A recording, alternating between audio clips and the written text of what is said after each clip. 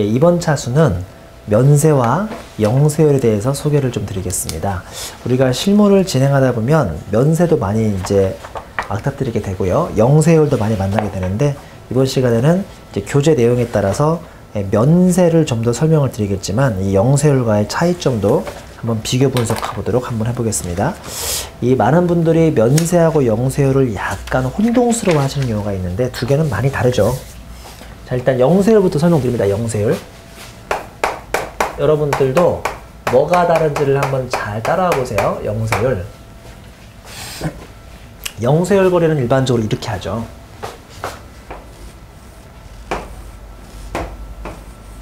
네, 가운데 낀 이마트예요. 여기 오리온으로부터 초코파이를 사옵니다. 현금 결제는 2,000원에 부가세 포함해서 200원을 내죠. 자, 최종 소비자에게 1,000원의 이윤을 붙여가지고 3,000원에 판매하죠. 그러면 현금 결제는 3,000원에 부가세를 포함해서 300원을 받아오죠. 원래 이렇죠, 원래. 근데 갑자기 여기서 여기로 나가는데 이 소비자가 해외에 있다고 칠게요.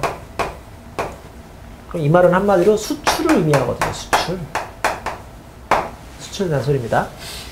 자, 수출할 때는 제가 앞서서 설명드린 것처럼 생산지국 과세인가요? 소비지국 과세인가요? 이거 소비지국 과세죠? 그러니까 수출할 때는 생산지국에서는 부가세를 안 붙이고 그냥 0으로 나간다. 이렇게 0으로 나갑니다. 영세율이니까요. 영세율에는 부가세가 안 붙으니까요. 자, 그러면 이거 좀 문제가 있네요. 왜 문제가 있냐면 이마트 입장에서는 매출세액이 300원에 매입세액이 200원이어서 100원만 부가세를 내려고 했는데 보시는 것처럼 갑자기 영세율로 매출세액이 안 나옵니다. 그러면 마이너스 200원이 나오죠. 맞죠? 마이너스 200원. 국세청은 아시겠지만 우리나라가 과거부터 경제개발 5개년 계획을 할 때부터 우리나라에는 천연자원이 별로 없어가지고 수출, 외국으로 나가는 걸 많이 우대해 주거나 외국으로 나가는 걸 장려해 줬어야 하는데 외국으로 나가는 회사한테 이렇게 매출세액이 안 나온다고 매입세액을 돌려주지 않으면 상당히 페널티가 되기 때문에 우리나라에서는 영세율은 이 200원을 다시 환급으로 돌려줍니다. 매우 좋은 제도죠? 환급으로 돌려준다고요? 자, 여기에 비해서 면세를 설명합니다. 면세. 면세는요, 기본적인 구조는 같죠. 이마트가 오리온에서 초코파이를 사오는데 현금 결제는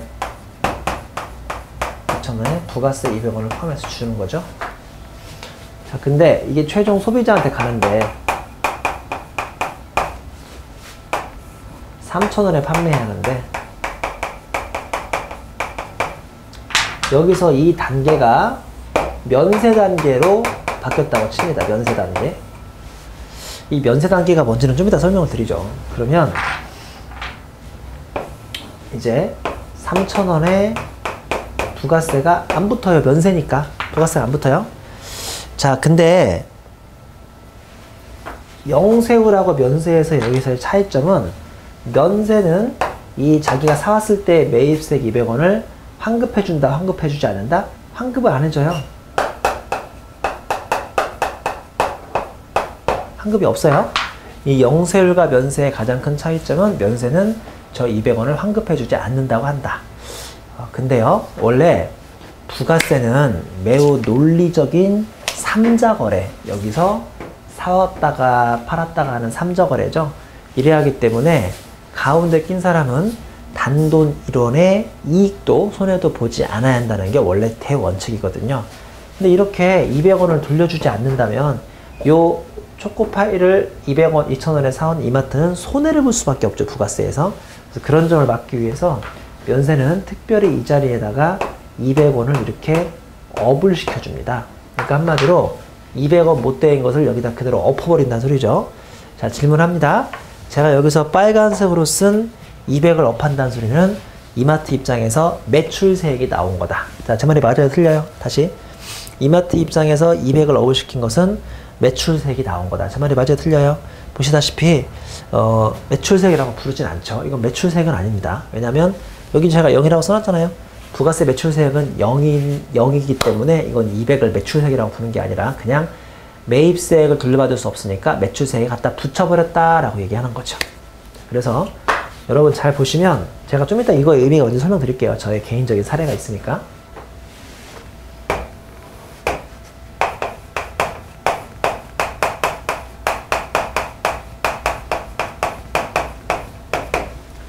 우리 최종 소비자 가격 한번 맞춰볼까요? 최종 소비자 가격.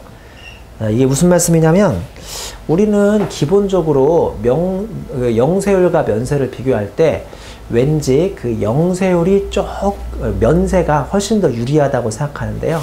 뜻밖의 최종 소비자 가격을 비교해보면 금방 알 수 있는데 이 영세는 보시다시피 3,000원에 부가세가 안 붙어 있으니까 최종 소비자 가격이 3,000원입니다.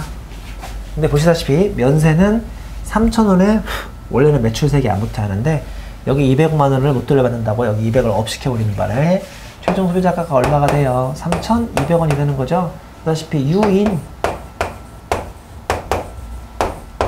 말씀드린 것처럼 원래 이 최종 소비자가가 영세율이 오히려 3,000이고 그 다음에 면세가 3,200이니까요.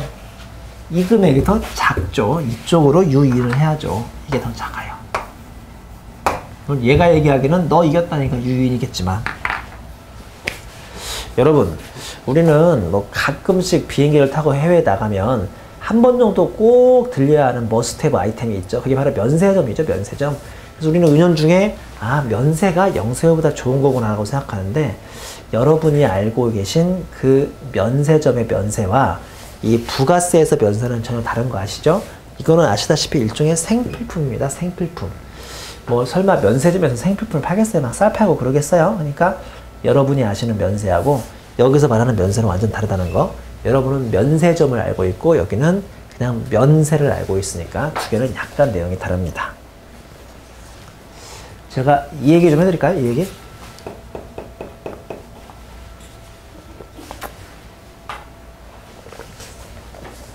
이 얘기는 제가 웃으면서 하고 있지만 제가 웃는 게 아니죠. 왜냐면 제 사례입니다. 제 사례. 제가 예전에 조그만한 개인 출판사가 나가 있었어요.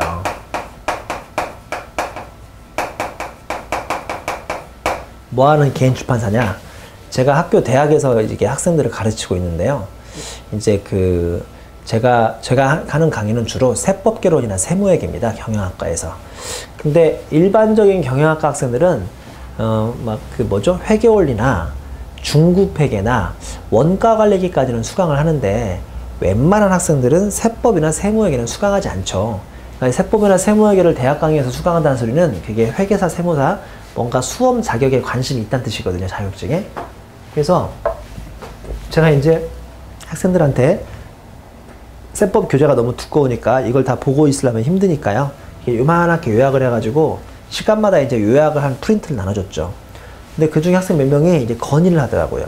이거 프린트로만 나눠주지 말고 한번 제대로 된 책으로 주는 게 어떠냐. 그래서 내가 그 학생들의 성원에 힘입어서 책을 만들기로 했습니다. 자, 개인 출판사가 책을 만들어서 어디에 팔아요? 소비자인 학생에게 직접 파는 경우도 있지만 서점에 팔기도 하겠죠. 서점에. 그러면 출판사는 어디로부터 뭐를 매입해오죠? 어디로부터 매입해와요? 제가 요새 어디로부터 매입해오냐고 물어보면 꼭 뭐라고 하냐면 종이를 사와야 합니다. 아니면 출판 인쇄기계를 사야 합니다. 그러는데요. 아닙니다. 실은 요새 출판사는요. 직접 기계를 가지고 있거나 돌리는 게 아니라 다 충무로에 가보시면 무슨 문화사가 많거든요. 저도 그래서 주로 뭐를 사왔냐면 인쇄 용역을 사왔어요. 인쇄 용역. 인쇄 용역이 뭔지 알죠? 제가 이제 원고를 보내면 충무로에 있는 사람들이 그걸 다 인쇄해가지고 일일이 제본해가지고 우리 그냥 제가 근무하는 곳으로 딱 갖다 던져주면 이게 바로 책이 되는 거거든요. 별거 아니더라고요. 내가 이제 충무로에 있는 인쇄업자에다 물어보는 거죠. 내가 지금 예를 들어서 뭐 500페이지짜리고 그 다음에 A4로 만들 것이고 그다음 뭐 2도 인쇄할 거다.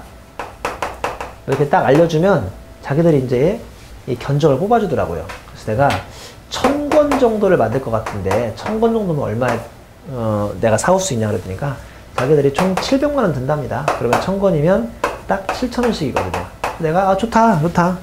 이 300페이지가 넘어가는 책이 7,000원이면 상당히 싼 셈이죠. 네, 그래서 그러지 뭐 7,000원에 그 사오면 내가 나중에 이거를 얼마에 붙일까 하다가 에이 그래 1,000원만 더 이득 붙이자 1,000원만. 그래서 이거를 10,000원에 팔기로 합니다. 왜냐면 이렇게 10,000원에 팔더라도 제가 실제로 10,000원에 파는 게 아니라 서점에는 한 80%밖에 돈을 못 받거든요. 그래서 8,000원 정도밖에 돈을 못 받습니다. 실제로 10,000원을 받는 건 아니에요. 네? 소비자한테 직접 파는 게 아니라 서점에 파니까 8,000원밖에 못 받죠. 그래도 나는 나름대로 7,000원에 만들어서 8,000원에 띄우면 그래도 뭐 손해는 안 보겠구나 뭐 이런 마음으로 이렇게 했었습니다. 근데 이제 이렇게 한 다음에 한 달인가 2달이 있다가 제가 거래하던 이 그 인쇄용역 그 출판사 사장님한테 아니 출판사가 아니지 그 문화사 사장님한테 물어봤어요. 그 저기 결제해 드리려고 하는데 그때 700만 원 얘기하셨죠? 근데 갑자기 이분이 막 정색을 하면서 아니 회계사님 당연히 700만 원은 부가세 별도죠. 왜 그러세요? 부가세 포함으로 7,700이지. 아 갑자기 멘붕이 오죠? 이게 7,000이 부가세 별도로 한 금액이었고요. 역시 법인사업자끼리 이런 거 잘 들으셔야 돼요. 이거를 부가세를 포함하면 7,700원 주래요. 야, 큰일 났네. 왜냐면 나는 이미 서점에 8,000원씩 판매하기로 했거든요. 그러면 이거 뭐 7,700원에 사와가지고 8,000원에 파는 거니까 팔아봐야 한마디로 300원 300원 이익 보는 거잖아요. 아 이거 안 되겠더라고. 그래서 아 내가 아까처럼 1,000원의 이윤을 붙이고 싶으면 나중에 팔 때 10,000원에 파는 게 아니라 8,000원에 파는 게 아니라 8,000원에 뭐를 붙여버리면 돼요? 이 700원을 붙여버리면 돼요. 그러면 한마디로 8,700에 와 7,700이 되니까 그 차액이 이제 딱 그 1,000원으로 이제 연결이 되는 거죠. 그러니까 한마디로 이렇게 부가세에다가 그 금액을 붙여버린다는 뜻이 면세는 자신의 이 손해를 보기 싫으니까 저기다가 금액을 올린다는 그런 뜻이었습니다. 여기까지 영세율하고 면세의 차이점을 제가 대략적으로 설명을 드렸고요. 이제 교재 내용은 본격적으로 면세 위주로 강의가 진행이 되겠습니다. 면세. 지금부터 면세 내용을 좀 한번 살펴보겠습니다. 90페이지죠. 90페이지에 제2절의 면세 대상인데 1점의 의의부터 한번 차근차근 살펴보시도록 하죠. 부가가치세법에서 면세라 함은 재화 또는 용역의 공급에 대하여 부가가치세의 납세 의무를 면제하는 것을 말한다. 잘 보시면 부가가치세는 원칙적으로 모든 재화와 용역의 공급에 대하여 과세하지만 예외적으로 면세 제도를 두어서 소비자의 부가가치세 부담을 경감시키기 위하여 두고 있다. 또한 부수적으로 소비자에 대한 역진성 완화. 이 참 좋은 단어 나왔네요. 역진성 완화.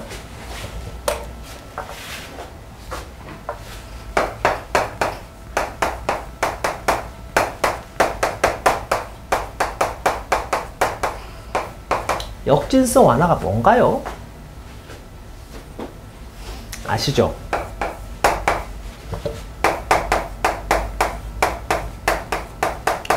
우리나라에서 법인세는 10%, 20%, 22%의 3단으로 구성되어 있죠. 소득세는요? 소득세는 좀 더한 거 아시죠? 6%, 15%, 24%, 35%, 최고 38%까지 무려 5개 구간이 있습니다. 그러니까 이건 무슨 뜻이냐면 그 원래 세율 구간은 다양하면 다양할수록 조세 그 공평을 이룰 수 있는 거죠. 그러니까 쉽게 얘기해서 조금 버는 사람은 세율 1, 2%밖에 부담을 안 해야 하고 많이 버는 사람은 물론 많이 버는 사람들이 이런 말을 들으면 싫어하겠지만요. 많이 버는 사람은 40%, 50% 이상 충분히 세금을 내주면 우리나라의 조세 과세나 형평이 이제 이루어질 텐데 당연히 이건 어려운 일이죠. 쉬운 일이 아닙니다. 근데 그렇게 5개가 있어도 뭐 쉽다는 둥 안 쉽다는 둥 하고 있는데 지금 배우시는 부가가치세는요. 단일세율입니다. 단일세율. 10%. 한마디로 이 물을 부자가 한 통 사 먹어도 이게 1,000원짜리면 10%인 100원의 부가세가 붙고 가난한 사람이 이걸 사 먹어도 1,000원의 10%인 1,000원의 부가세가 붙는 거죠. 그러니까 부가세는 부자든 가난한 사람이든 그런 걸 따지지 않고 모든 사람에게 공평하게 10%를 부과를 합니다. 제가 지금 반환법인 거 아시죠? 이게 공평한 게 아니죠. 왜냐면 부자한테는 물 한 잔 마시면 세금 더 걷어야 하고 가난한 사람은 물 한 잔쯤은 그냥 공짜로 마시게 해줘야 하지 않는가. 그러니까 이러기 위해서는 잘 보세요. 부자들이 주로 사용하는 외제차나 골프클럽 있죠. 골프채. 여기서부터 부가세를 면제해줘야 합니까? 아니면 부자나 가난한 사람이나 언제나 매일 사용하거나 먹어야 하는 생필품 같은 것부터 10%를 부가세를 없애줘야겠습니까? 아시죠? 답은 뭔지? 만약에 사치제인 외제차나 골프채부터 10%의 부가세를 낮춰준다면 정말 우리나라에서는 민중봉기가 일어나겠죠. 그런 게 아니라 누구나 뭐 가난하든 부자든 먹어야 하는 그런 밥 같은 거 생필품부터 부가세를 면제해 주는 게 이제 바로 소위 역진성을 완화한다라고 얘기하는 겁니다. 역진성을 완화할수록 좋은 거니까. 자, 계속 읽어봅니다. 부가세는 원칙적으로 모든 재와 용역의 공급에 대하여 과세하지만 예외적으로 면세제도를 두어 소비자의 부가가치세 부담을 경감시키기 위하여 두고 있다. 또한 부수적으로 소비자에 대한 역진성의 완화 여기죠. 하기 위하여 또는 여러가지 사회문화, 자선, 종교, 공익상의 정책적 목적을 달성을 위하여 설정하고 있다. 그래서 봅니다. 이 제도는 해당 사업자가 공급하는 재화 또는 용역에 대하여는 부가가치세가 면제되지만 부가가치세가 과세되는 재화 또는 용역을 공급받거나 재화를 수입하는 경우에는 부가가치세를 거래징수 당하게 된다. 맞죠? 이 경우 면세사업자가 매입거래에 대하여 상대방으로부터 거래징수 당한 매입세액은 공제받지 못하고 아까 왜 200원 지웠지만 200원은 공제받지 못하고 당해거래의 원가 즉 300원에 팔아야 하는 것을 3,000원에 팔아야 하는 것을 200원을 얹어버려서 3,200원에 파는 거죠. 매입거래에 대하여 거래 상대방으로부터 거래징수 당한 매입세액은 공제받지 못하고 당해거래의 원가에 가산하여 거래 상대방에게 전가된다. 따라서 영세율과 같이 매입세액을 공제받는 완전 면세와 달리 면세제도는 매입세액을 전부 다 공제받는 건 아니기 때문에 일반적으로 부분 면세에 해당한다라고 되어 있습니다. 자, 또 2점을 보시면 면세의 목적이 나와 있죠. 면세의 목적. 면세의 목적을 좀 내용을 보니까 부가가치의 구성요소에 대한 면세라고 해서 이거는 제가 앞차시에서 이미 말씀드린 것 같은데요. 부가가치세 이론상 임금, 지대, 이자 등과 같은 생산요소에 대하여 과세하는 것 요건 모순이 생기기 때문에 근로의 제공, 토지의 제공, 금융 등에 대해서는 면세한다라고 되어 있습니다. 자, 그 다음에 양가로 이번에 세부담의 역진성 하는데요. 아까 말씀드린 것처럼 부가가치세는 소비세로서 모든 재화 또는 용역에 대하여 단일세율을 적용하는 소득 수준에 관계없이 과세되므로 이게 세부담의 역진성이 발생한다고 그랬죠. 역진성이 별로 좋은 제도 역진성이라는 단어는 없을수록 제가 좋은 거라고 했으니까 역진성이 좋은 단어는 아니죠. 이러한 세부담의 역진성을 완화하기 위하여 기초생활필수품 또는 국민생활 용역 등에 대해서는 면세를 한다라고 되어 있습니다. 자, 옆 페이지 보시면 양가로 3번에 그 밖에 조세 정책상 목적이라고 해서요. 예를 들어서 교육 용역, 문화 용역, 학술, 자선, 종교 등의 공익 목적 또는 국가 등이 제공하는 용역 등에 대해서 면세를 하고 있다라고 되어 있죠. 그러니까 결론적으로 면세는요. 생필품 같은 거, 그러니까 역진성을 완화하기 위해서 생필품 같은 거부터 일단 주고 있는데 그것만이 아니라 여러 가지 조세, 복리, 복제에 대한 목적으로 여러 가지 다양한 제품에 대해서도 면세를 해주고 있습니다. 제가 뭐 다음 차트에서 좀 더 구체적으로 설명을 드리겠지만 면세의 생활 필수품 중에 가장 기본적인 것이 뭐가 있냐면요. 그 여성분들이 사용하는 생리처리 유생용품 있죠. 유생용품 이런 것들이 전형적인 그 면세인데 왜냐면 이게 제가 공부하던 2000년대 초반에가 생긴 걸로 알고 있는데요. 이 그 위생용품 같은 거야말로 꼭 필요한 그 생필품이기 때문에 이제 이런 것부터 10% 부가세를 빼주고 해야 가장 기초적인 생필품을 사용하는 거에 대해서 세부담이 그대로 사라지지 않겠냐라는 취지로 이제 그런 것들을 최근에 면세로 많이 편입을 하고 있습니다. 그러니까 영세율의 경우에는 자기가 떼었던 부가세를 환급해 주기 때문에 뭐 별로 크게 문제가 없습니다만, 지금 제가 말씀드렸던 면세 같은 경우는 뭐 자신들이 사온 거에 대해서 매입세액을 불공정했다 보니까 어쩔 수 없는 선택으로 자신의 매출액 금액에 그 금액을 올려버리는 거죠. 자, 교재에 이제 영세율에 대한 내용이 별로 없으니까요. 영세율 대상이 몇 가지가 있죠. 일단 재화의 직수출이 있습니다. 그 다음에 제가 항상 얘기하는 4대 또는 5대 유사 영세율이 있는데, 이게 바로 이제 중개무역, 그 다음에 외국 인도, 그 다음에 이제 가공, 위탁 가공.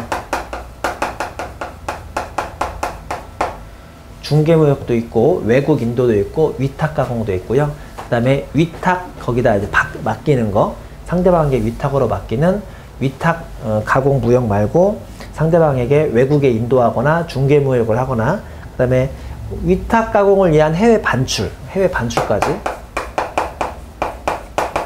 이런 것들이 전형적인 유사 수출이고요. 그 다음에 외국에서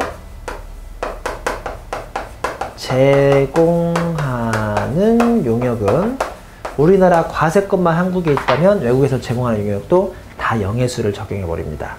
뭐 그 외에 기타에도 여러 가지 영해세율이 있는데, 영해세율은 일반적으로 이제 수출하는 업체들이 직접 아셔야 하는 그런 내용이고, 이제 이번 차수에서는 면세가 보고 영세율이 뭔지를 가장 기본적으로 학습을 했고요. 영세율은 부가세 매입세액을 돌려받는다, 환급을 받을 수 있다는 게 가장 좋은 장점이고, 거기에 비해서 면세는 환급을 해주지 않는다. 그러다 보니까 가운데 낀 사람이 매입세 불공제에 대해서 뭐 벌충을 하고 싶다면 자신의 매출액에 그만큼 올려버린다가 이 영세율과 면세의 차이점입니다. 이번 시간은 영세율과 면세에 대해서 차이점을 학습해 보았습니다.